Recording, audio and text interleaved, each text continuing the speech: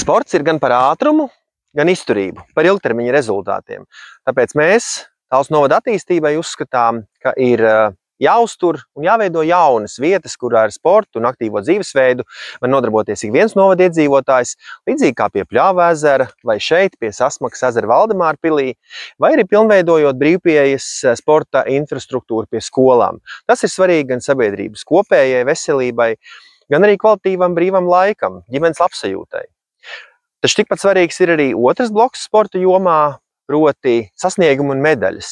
Talsu novadam ir jāveido pārskatāma, saprotama sistēma par atbalstu sportistiem, augsta līmeņa sportistiem, kas tēmē uz augstiem sasniegumiem un kuri nesīs arī Talsu novada vārdu pasaulē. Mums ir vairāk jau tādi piemēri, tos vajag veicināt un par tiem arī arvien skaļāk lepoties.